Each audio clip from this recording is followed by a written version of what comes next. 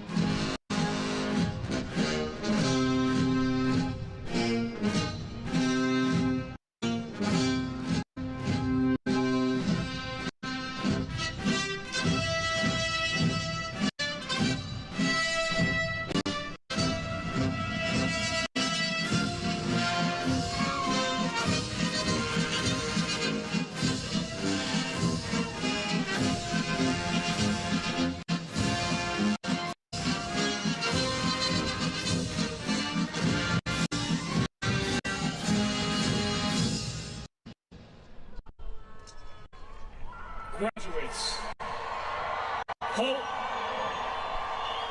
left, pace, wing, freeze at arms. Please remain standing and turn your attention to the north end of the stadium for the playing of the national anthem, followed by the invocation.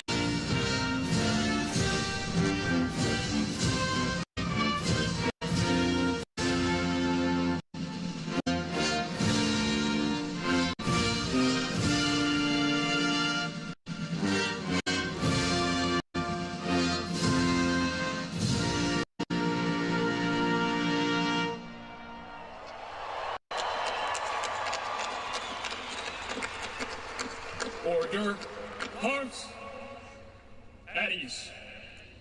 Ladies and gentlemen, Chaplain Lieutenant Colonel Mark D. Hunsinger, United States Air Force Academy Command Chaplain.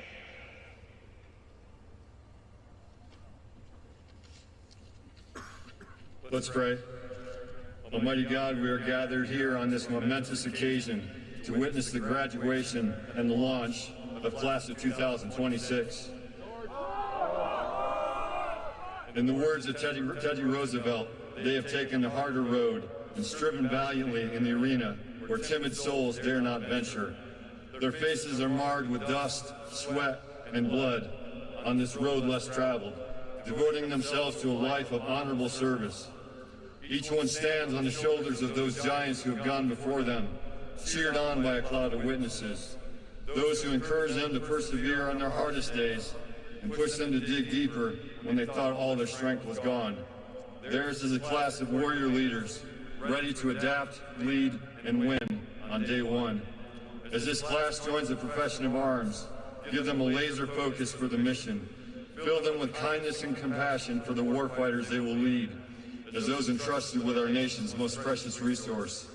Engrave upon their hearts a spirit of humility as they remain teachable servant leaders. Give them wisdom for every decision and boldness to execute when uncertainty arises. Fill them with moral and physical courage to fight on when the stakes are high, knowing that you are their shield and rear guard. Finally,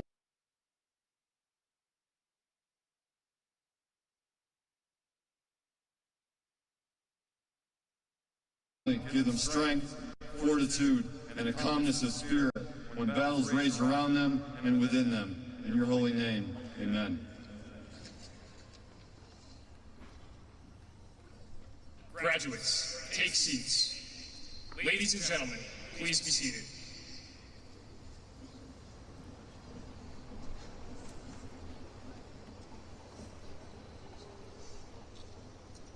Ladies and gentlemen, Lieutenant General Tony D. Bauernfeind, the Superintendent of the United States Air Force Academy.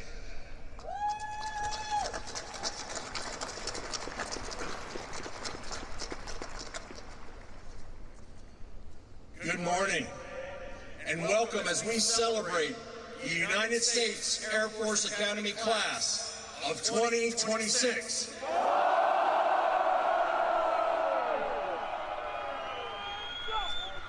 Today, we are honored to welcome the 50th Vice President of our United States, Vice President Vance.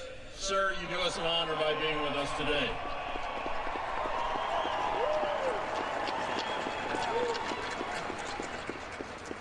We are also honored to welcome the 27th Secretary of our Air Force, the Honorable Troy Mink, and his spouse, Jean. The 24th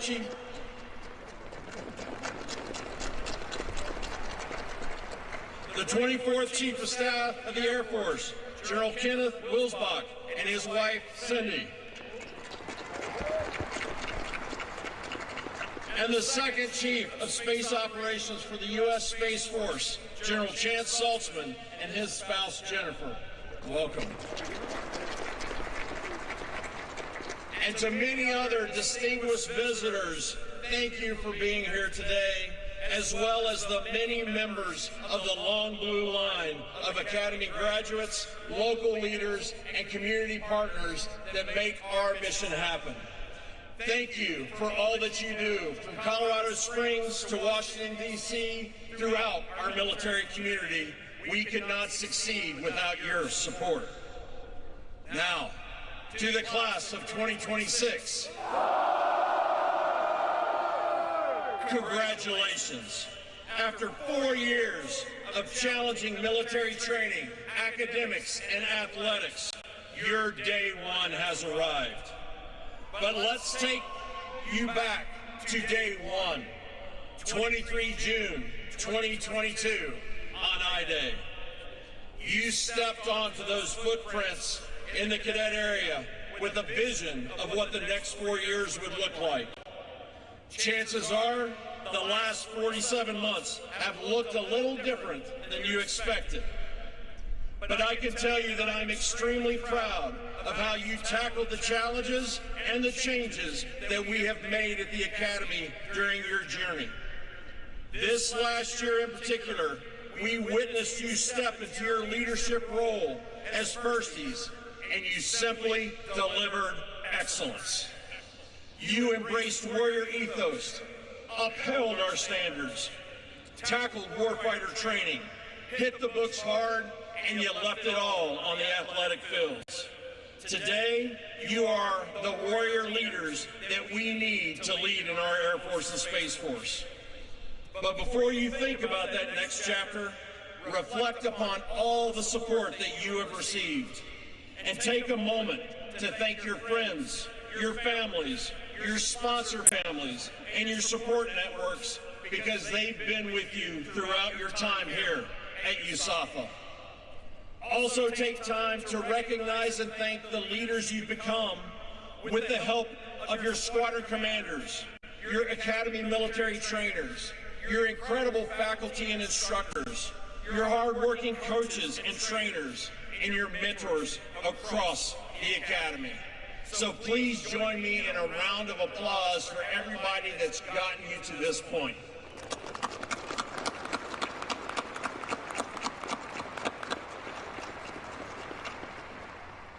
Class of 2026, your graduation coincides with a national historical moment, the 250th anniversary of the founding of this great nation. For 2.5 centuries, the flame of American liberty has not burned on its own. It has been kept alive by generations of men and women willing to hold the front line. It has been defended by those who chose to serve something greater than themselves. As we reflect on 250 years of freedom, that is the legacy that you inherit today.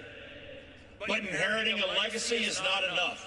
You must be equipped and ready to carry it forward into a very unpredictable future. And that's exactly why we focus on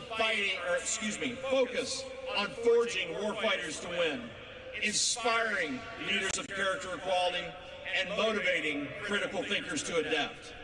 Our nation requires it, and it demands it, especially in the rapidly changing geopolitical landscape that you are stepping into. And you have met the challenge across each of our priorities. So we have a parting gift for you. If you would look behind you on the middle tier of the stadium, we are unveiling our priorities in the Ring of Honor. Your legacy as future warfighters, leaders, and critical thinkers will live on as a reminder of the skills that our graduates bring to future fights. It's the same skills that those who came before you employed to defend our country, from the Berlin airlift to Desert Storm to Enduring Freedoms and so many other missions in between. And the same skills you will carry with you throughout your Air Force and Space Force careers. And while we are looking around the stadium, I'd like to direct your attention to the big screens, where we'd like to recognize your classmates who aren't with us today, because they are competing in the NCAA championships. Zach Ayers,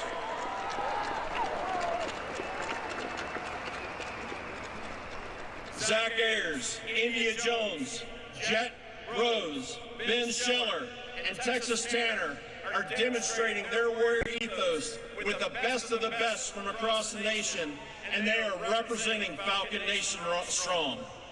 If you're listening, we wish you luck, and please know that your coaches have your degrees for you.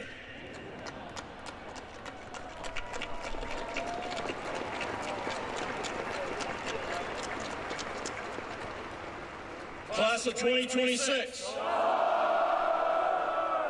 In this year of cadet empowerment, you elevated our 47-month journey to be even more rigorous, more realistic, and more relevant across all three mission areas: military, academics, and athletics.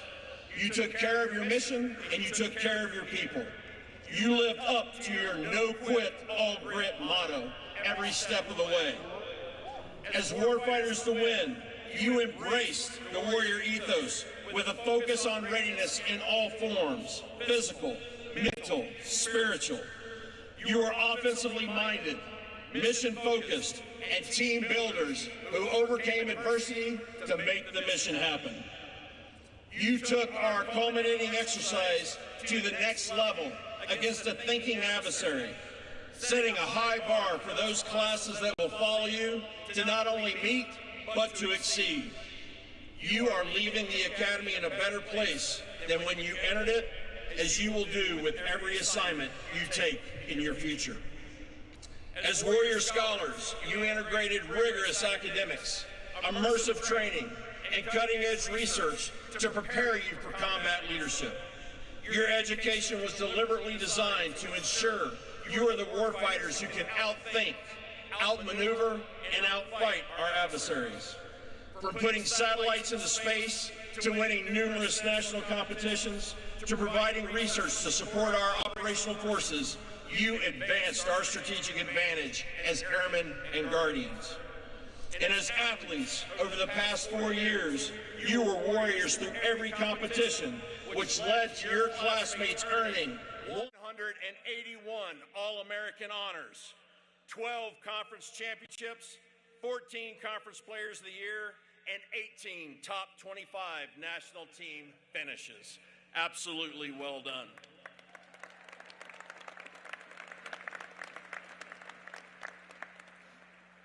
And while I know you all look forward to linking arms with your joint partners in the next fight, it's important to highlight what you did with them over the last 4 years and this year. Against our military service academies and intercollegiate sports, you dominated with an overall record of 54 wins, 45 losses, and 3 ties. When you add in our competitive club teams, this year alone, USAFA was 20-9 against West Point and 14-9 against Navy, reminding West Point and Annapolis that the Air Force Academy remains far, far above.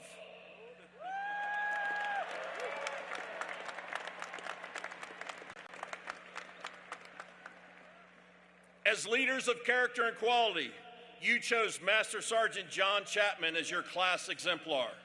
For those of you unfamiliar, each class as our academy selects an exemplar whose qualities they hope to emulate. Every time someone says the class year, 2026, they shout the nickname of their exemplar. Master Sergeant Chapman, notably, is the first enlisted service member to be selected as an exemplar. He was a Special Tactics Combat Controller, and in 2002, then Technical Sergeant Chapman charged into an al-Qaeda bunker in the snowy Afghan mountains, saving the lives of an entire rescue team, losing his own life in the process. He was awarded the Congressional Medal of Honor for his heroism, the only Air Force Medal of Honor recipient since the Vietnam War. Master Sergeant Chapman embodies our core values and commitment to server leadership your class aspires to as leaders of character and quality. And we would like to take a moment and recognize Master Sergeant Chapman's family who are with us today. It is an honor to have you here with us on this special occasion. To the Chapman family, thank you.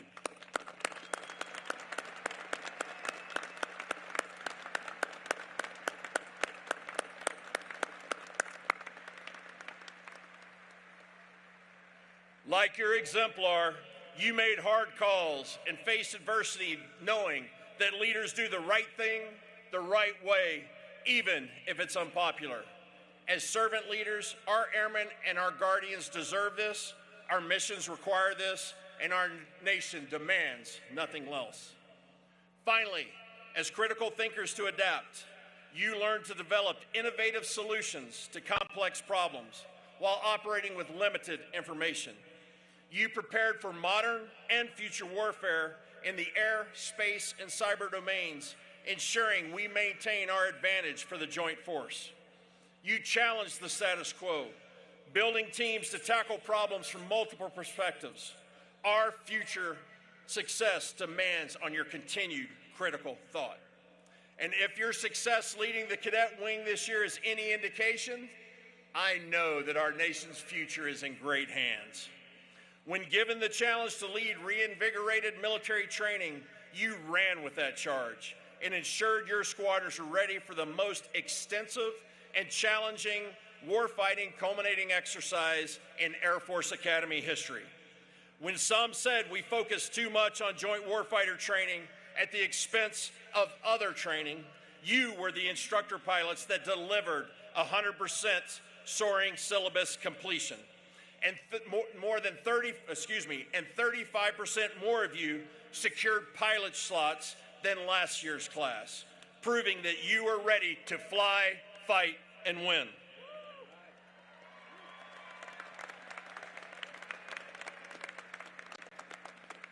When some question our academic rigor, our progressive use of artificial intelligence, you led the cadet wing to the highest GPA in 20 years and the lowest academic probation level in 5 years. And you secured our academy, the only service academy I might note, on Forbes' top 10 public schools for innovation and integration of artificial intelligence.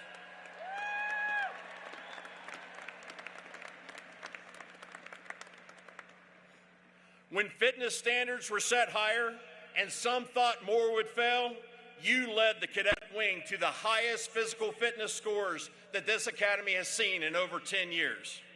And finally, all of your successes are inspiring the next generation of classes, and we're proud to report that we've seen over an 11% increase in applications for the incoming class of 2030 due to your hard work.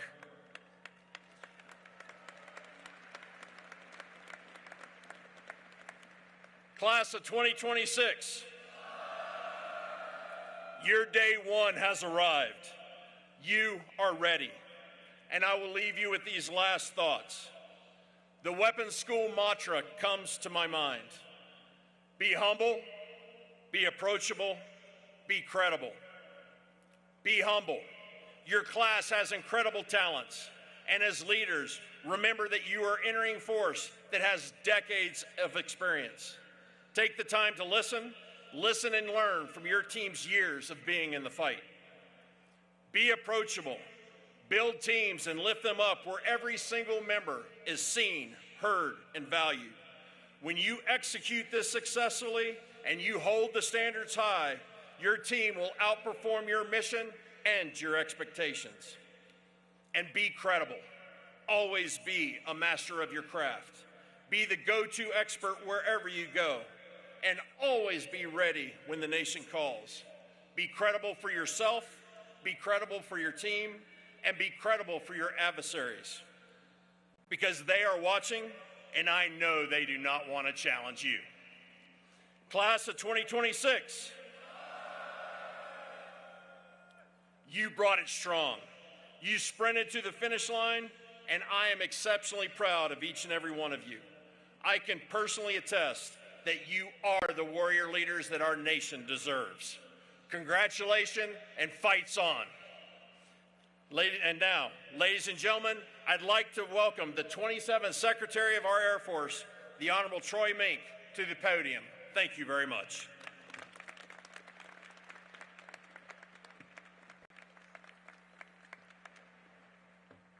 The sun's trying. It's trying to burn through. I see blue, looking good. Good morning, class of 2026. Love that enthusiasm. Let me just start by saying how excited I am to be back at the United States Air Force Academy. Last year, one of my first official acts as secretary was giving the graduation speech to the class of 2025.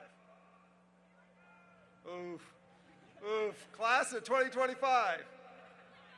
There you go. I'm excited to find out who has the most enthusiasm, but I think we already figured that one out. Mr. Vice President, thank you very much for being here today, and thank you for the support to the department, which has just been fantastic. Mr. Saltzman, or General Saltzman, Salty, Jennifer, thank you very much for being here. My wife, Jean, I almost forgot about that. That wouldn't have went home. That wouldn't have went well at all. Cruiser, Jennifer, thank you very much. Or Cindy, thank you for being here today. And then, of course, Tony and Tricia, thank you very much. Not only for being here today, but really thanks for your 20 plus or 30 plus years of service to the Air Force and to the Academy. And congratulations on your retirement going forward.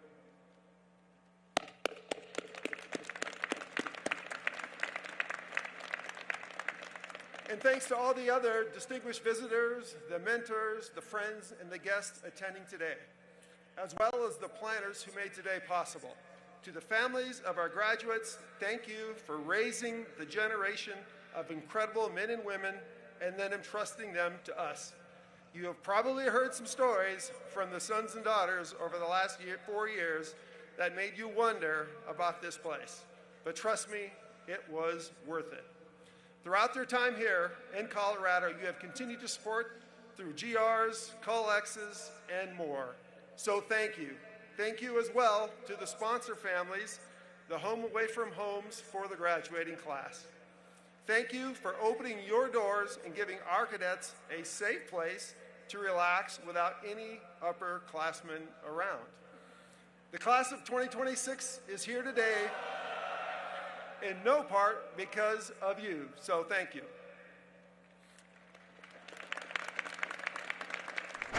And to our world-class faculty and staff, you have spent the last 4 years forging citizens, cadets, and then into leaders of character. Professors in Fairchild Hall, AOCs, AMTs, coaches down on the fields of friendly strife. Thank you for the skills and character you have given our rising generation of leaders.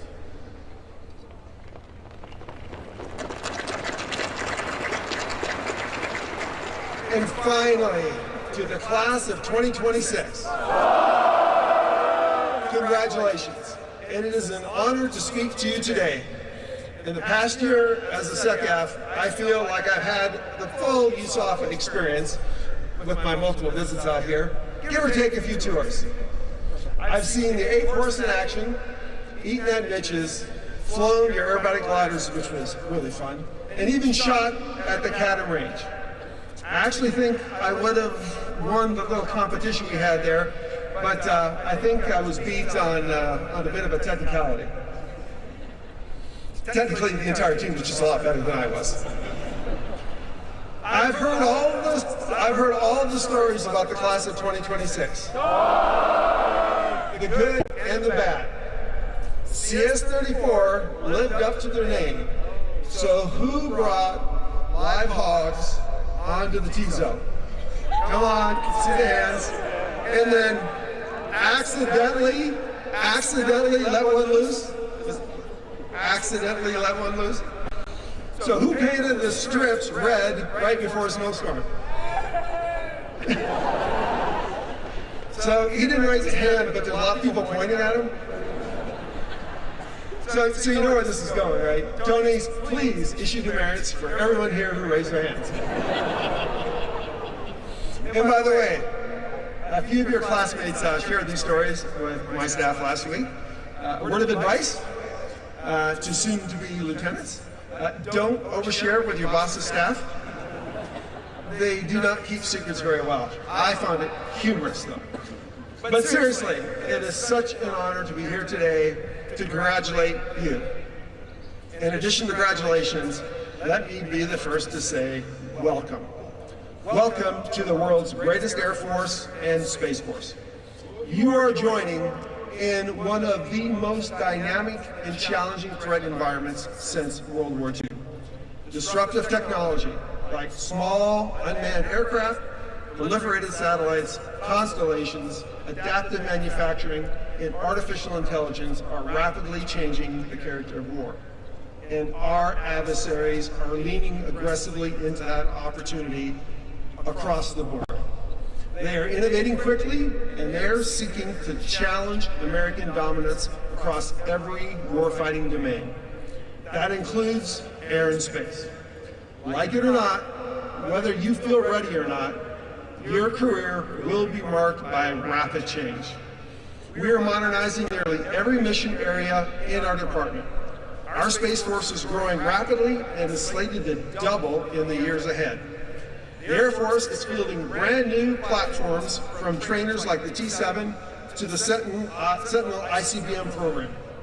The B-21 is going to redefine stealthy long-range strike, and CCAs and the F-47 will revolutionize air-to-air combat. We are boosting production of spacecraft, aircraft, and munitions to levels we haven't seen in decades. It will be up to you, young men and women with fresh ideas and unmatched technical education. You will be expected to navigate through this changing world. If I had only one message to all 931 of you here today, it would be this: you are ready.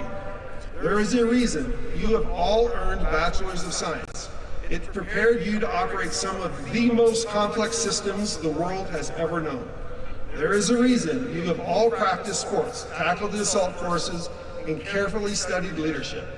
It trained you to lead teams through setbacks, challenges, defeats, and ultimately to win.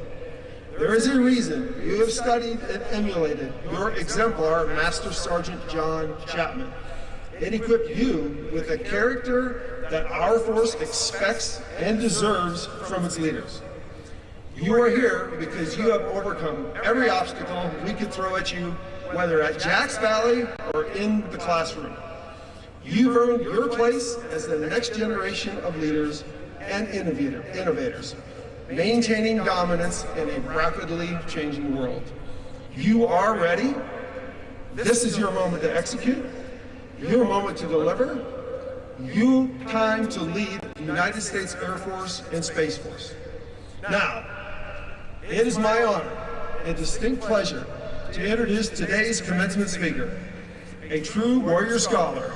He's a best-selling author and graduate of Yale University, and more importantly, the Ohio State University.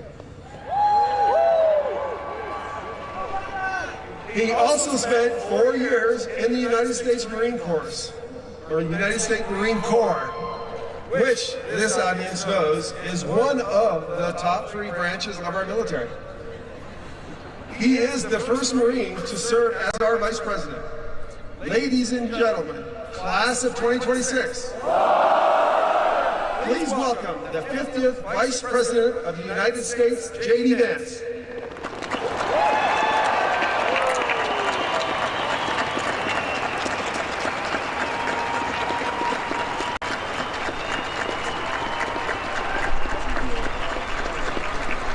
Guys, please. Thank you. Well, first, thank you to Secretary Mink for the kind introduction. And let me just say, it's real brave of the Secretary to take pot shots at the Marines while surrounded by this level of air support. I put in my remarks this morning how wonderful it is to be here on this beautiful morning in Colorado Springs. And that's a note to the Vice President and the Vice President's speechwriters to check the weather before you make a big speech. That's my first piece of advice. In all seriousness, I am particularly gratified to be honored today by this welcome and this kindness. Some of the people who make it possible for me to do my job, to make it possible for me to be Vice President of the United States, are proud airmen and guardians.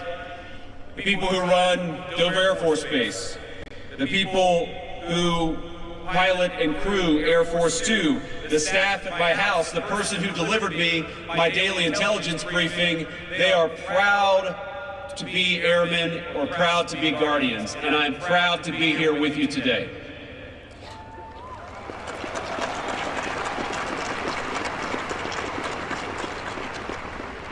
Without fail, they are skilled and brilliant and professional and kind. The very best of us, just like you. And today we celebrate not just you, not just the completed journey, but importantly, we celebrate something far more important.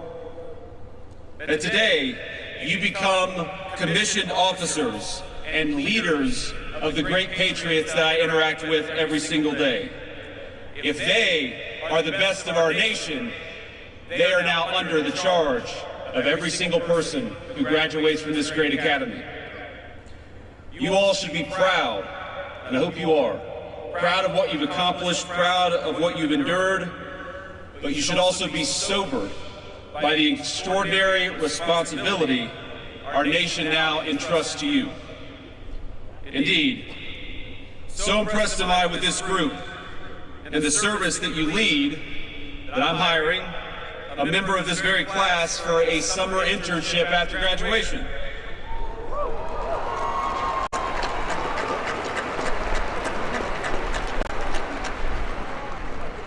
So Cadet Tang, where are you? Raise your hand.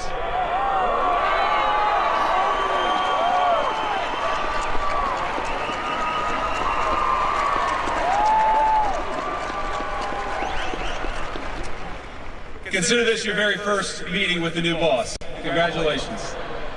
Don't screw it up. Now, all of you celebrate a journey that started not just 4 years ago, but decades before that. And so I particularly want to welcome the people who made you who you are. The friends, the family, the faculty, the loved ones, and of course the other distinguished guests who were honored to be joined here today. So I'd like to thank Secretary Mink in thanking several particular folks for being here. General Cruiser and Mrs. Cindy Wilsbach, thank you all.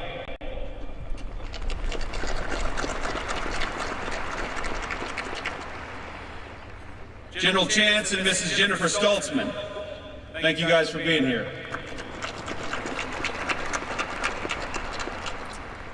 And last but certainly not least, Lieutenant General Tony and Mrs. Tricia Boerdfein, thank you all.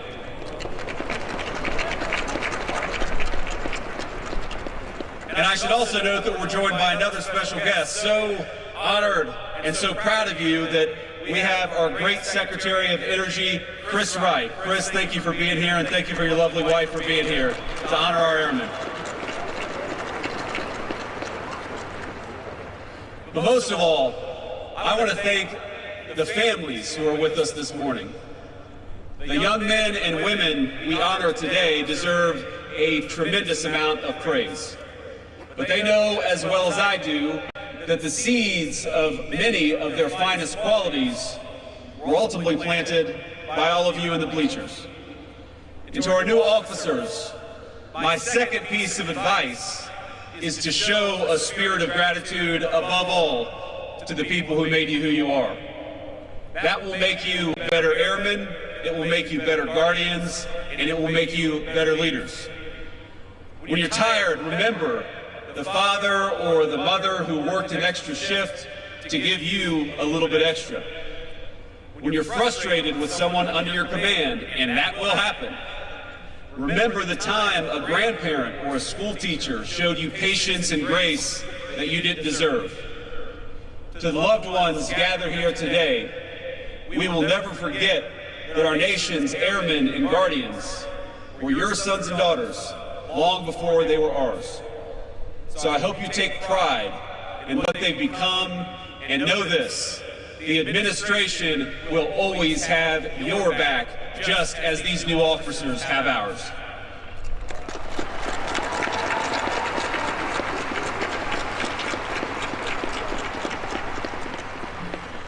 Now, without further ado, class of 2026, you've survived the academy. Congratulations.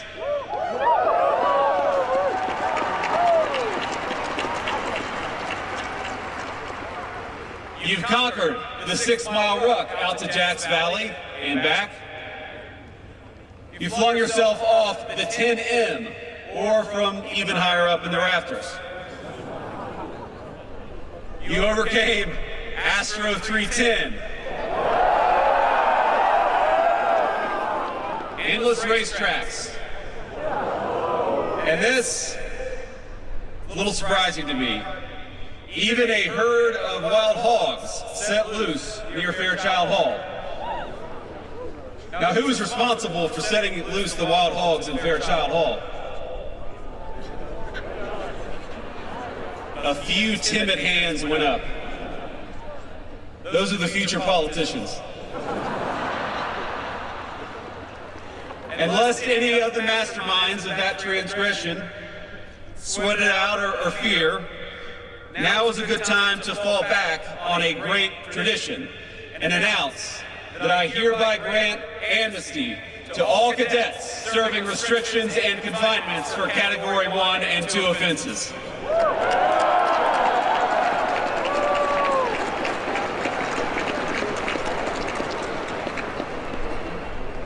Class of 2026, you have never passed up an opportunity to prove your gumption to the world. All of you learned how to drop everything and get to inspection-ready condition in exactly 5 minutes and 23 seconds. But beneath all the crazy stories and experiences, something serious and profound happened on this campus over the last 4 years. Over that time, this institution has been preparing you to inherit one of the greatest military traditions in the world. And that's not an exaggeration. This academy has a long and storied history. It inculcates some of the finest and most timeless values of our armed services: integrity, service, excellence. And you are the latest generation to join the proud, unbroken lineage. That strong blue line, you are its newest members. But one of the defining characteristics of American air power, and now space power, has always been its willingness to evolve alongside the nation it protects and the threats that we confront. You pay homage to the great tradition, but you also innovate for the future. There's a phrase in the military, and I've heard it a lot, which is, no plan survives first contact with the enemy. You've probably heard it so many times by now that it barely registers. I heard it a lot when I was in the Marine Corps, but I've heard it more in the last 18 months, and it's taken on new meaning. Because I've come to think that particular phrase explains something much larger than battlefield tactics. People like predictability. We like systems and routines and plans because they create the feeling that the future has already been negotiated on our behalf. It's easy. And so we build strategic frameworks and technical models. We build slide decks and PowerPoint presentations with arrows moving confidently across maps all over the world. And for a little while, at least, it works. The world feels orderly. But then something crazy happens. It's called reality. Adversaries surprise you. Your plan falls through overnight.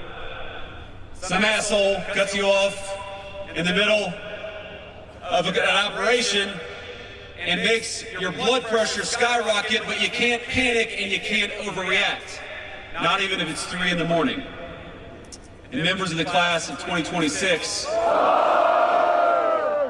you are graduating into one of those eras where that reality, that unpredictability of warfare is becoming impossible to ignore.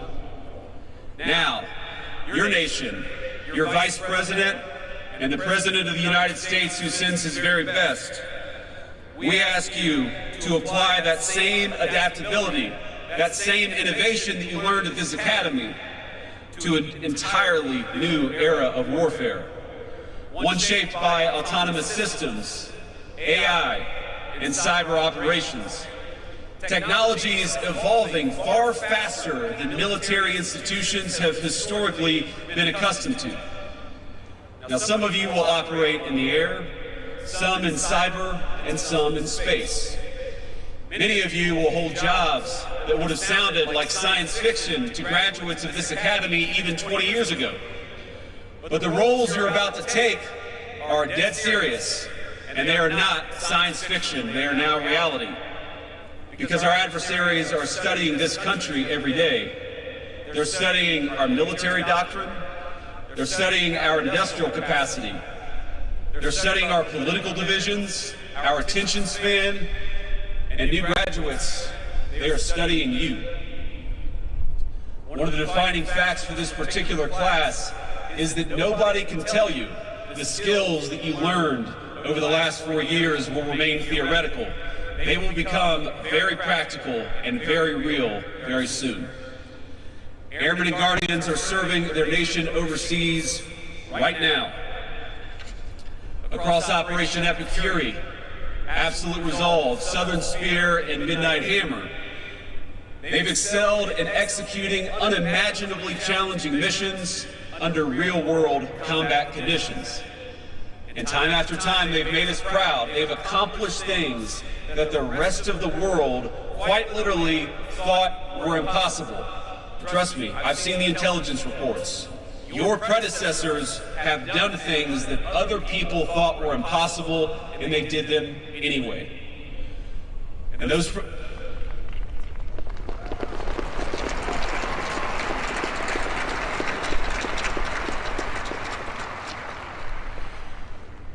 adversaries woke up to realize that what they thought was impossible had been accomplished by our airmen and guardians. You had done them anyway. Now, when the president needs options, it's our Air Force and our Space Force who provide them, redefining what is possible mission after mission through sheer human daring. It is American air power that allows us to penetrate denied airspace and strike critical targets across enormous distances with speed, efficiency, and precision. And when the president says he will not allow Iran to have a nuclear weapon, it is the men and women you will join in just 60 days who give force to that promise and to that guarantee.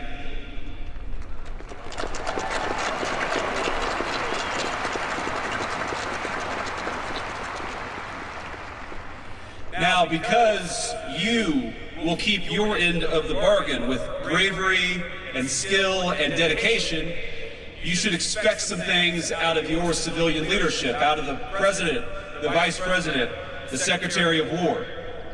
This is why we've pushed forward with the F-47 and the Golden Dome and any number of new and advanced technologies.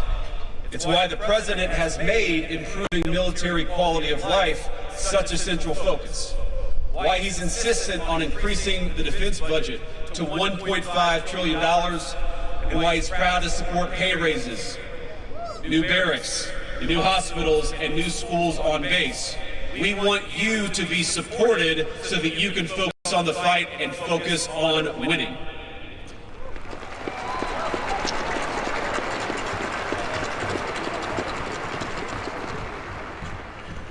And you're entering an Air Force, and this is maybe the thing the President and I are most proud of, is that we've seen extraordinary recruitment numbers. The men and women you will lead in the Air Force and the Space Force are passionate, they are ready to go, they are excited to serve, and they will look to you for the leadership of the future.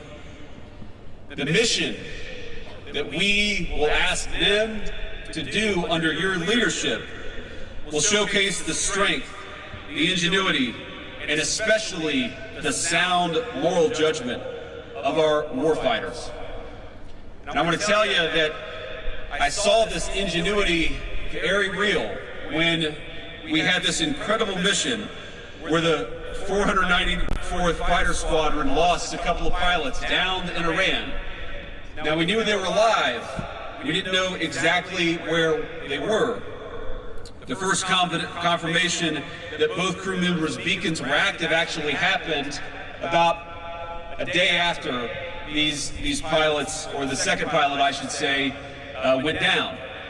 And there was this period where we were worried that maybe he wasn't alive, and then this moment of joy when we realized that he was. But that moment of joy, that moment of celebration lasted very shortly, because we knew we had somebody behind enemy lines that we had to go rescue. Now, your Air Force, your future force, went in there and did the impossible, sent airplanes into places where no one thought they could land, assembled helicopters on site, and went and retrieved an American pilot behind enemy lines. One of the most daring and amazing things that I've ever seen.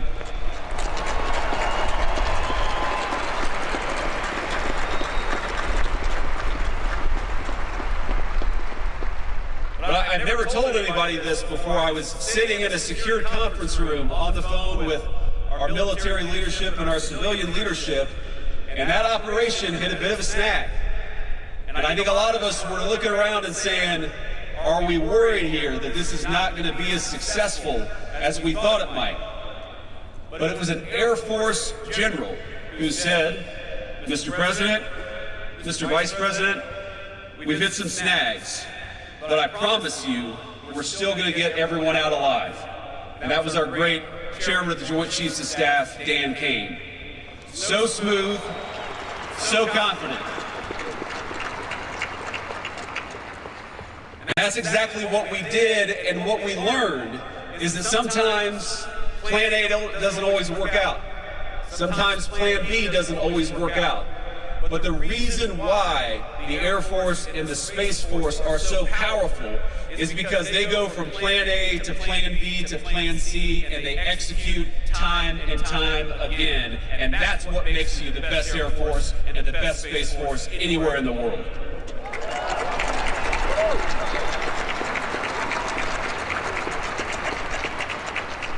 But that's the legacy of this academy. Since this institution's first commissioning in 1959, generations of airmen and guardians have carried that tradition through times of war. Some returned home as legends, pilots and crews whose daring would inspire books and films and direct the eyes of countless young Americans to the skies. Others, like the exemplar of your class, gave everything, sacrificing their lives for a nation that would forever grieve their loss. All these patriots helped write the story of American air power across the most consequential conflicts of the last 60, 70 years. From the skies over occupied Europe, to MiG Alley in Korea, to the long years of combat over Vietnam, Iraq, Afghanistan, generations of airmen have served their country with extraordinary skill and professionalism. And now, of course, it is our guardians leading that same mission into space, and into cyber. Class of 2026. This tradition will very soon become your very own. Something that gives you credibility, something that people look to you and say, you've got to be impressive because you got on that beautiful uniform, but also something that you are entrusted to protect and to build on for the next generation. In 60 days, you will arrive at your first assignments and realize the distance between training and real-world operations is much shorter than you might have expected. You'll be given tasks that sound impossible, and you'll be leading senior enlisted folks, some of whom joined the Air Force or joined the Space Force before you were even born. But they will look to you for leadership. But you will also arrive prepared. Through world-class academics and athletics of this institution, yes, but most importantly, through repeated exposure to intense fatigue, uncertainty, and responsibility. I love this phrase, no quit, all grit. One thing I noticed while learning about your stories is how often, despite all your successes, things didn't always go exactly as you planned. Broken elevators during move-in, painting the strips red only to spend the next week mopping them clean after a snowstorm. Speaking of which, snow. Lots of snow in Colorado Springs. Snow during recognition. Snow during culminating exercises. Snow during seemingly every single major event, but you didn't let it stop you. None of these stories are described by all of you bitterly. You just laugh about them. You carry on. You have the right attitude. And that's as good a sign as any that the amazing education you received has taken root. Most people spend their entire lives trying to eliminate uncertainty. America's greatest military institutions, such as this one, teach you to thrive in it. You thrive in uncertainty, and that's what makes you so lethal. One of the reasons this country invests in institutions like this is because trust, versatility, and fortitude are always important, whatever the weapons and whatever the technology. And I think they become especially important the moment reality collides with our best hopes and our best plans for the battlefield. Cadets, as all of you know, this year our great nation will celebrate 250 years since the founding. Every new generation born in the United States inherits a civilization that was built by somebody else, but must be built upon by the next generation. And with your commissioning, that duty passes to you. You know, the General Superintendent said something to me while you were marching out, and let me just say for your friends and family, did they look good marching out or what?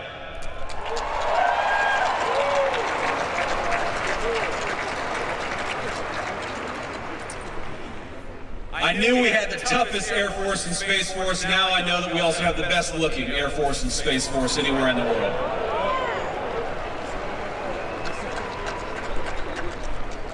But the General said something to me. He said, you know, sometimes I read headlines and it's easy to get sad or depressed about the state of this country. But when I look at you, when I look at the future of America, I feel great hope that we are and will remain the greatest country anywhere in the world.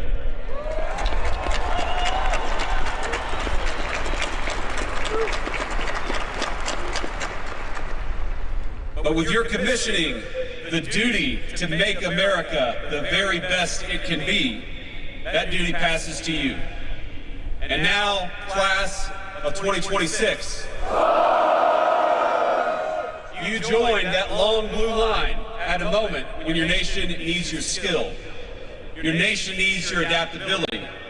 Your nation needs your discipline, your sense of honor, and your love of your fellow Americans. Now, as a lot of you, of course, know, we're in graduation season here in the United States. Hundreds of thousands of your fellow Americans, most of them civilian, have celebrated or will celebrate graduations during this season. but almost none of them will have your responsibility. Quite literally, decisions over life and death. And if you think about it, that responsibility comes from trust. Your nation gives you incredible responsibility because we believe in you. And this brings me to my final and maybe my most important point. You know, this is the only commencement speech that I'm giving this year, and so I've watched a few highlights of graduation speeches where this or that corporate leader will discuss artificial intelligence, AI, and be met with literal boos. Now, you can't boo me, I'm the Vice President of the United States. But your fellow Americans are understandably, they're worried about AI, about how it will affect the labor market, how it will distribute resources, and how it has fundamentally changed how we interact with one another, our social lives. But the thing I worry about most with AI is how it will change warfare. Now, Pope Leo XIV, in a recent document, encouraged us as human beings not to outsource the most important moral decisions to digital technology. And I want to endorse that sentiment and make it more specific to each and every one of you. AI will inevitably change warfare. And of course, as you've learned over the last 4 years, it already has. But one of the things that makes Americans unique, that makes you as warfighters unique, is that we wage war justly. But when I say that we, all of us, wage war justly, I mean fundamentally that you must do so. Because you are the ones who execute. You are the ones who lead on the battlefield. You are the ones who ensure that our lethality in war, which is amazing and necessary, it also coexists with our heart and with our conscience. It is an incredible burden to put on your shoulders, but it is one that we entrust to you with full confidence. And if the warfare of the future is to live up to the moral values of our ancestors, decisions over life and death must be made by humans and not machines.